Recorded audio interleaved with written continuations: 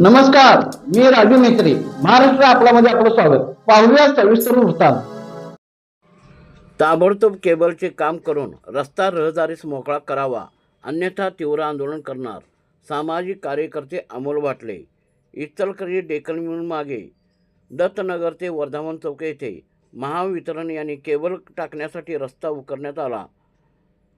या ठिकाणी बॅरिकेड्स व साईडबोर्ड नसल्याने छोटे छोटे अपघात घडत आहेत.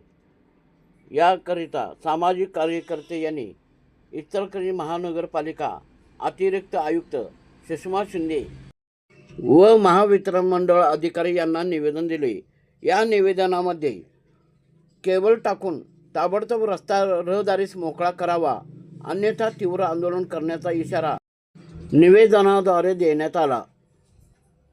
वर्धमान चौक येथून MSCBच्या माध्यमातून जे खुदाईचं काम चालू केलेलं आहे ते अत्यंत निकृष्ट पद्धतीनं, म्हणजे ह्यांनी कोणत्याही पद्धतीचं इथं बॅरिकेड अथवा कोणत्याही वाहनांची इथं एवढी वर्दळ वाढत आहे. आणि कालच रात्री एकट्याचा इथं अपघात झालेला आहे आणि त्या कॉन्ट्रॅक्टरांना मी वारंवार सांगत आहे की बाबा लवकरात लवकर काम पूर्ण करा.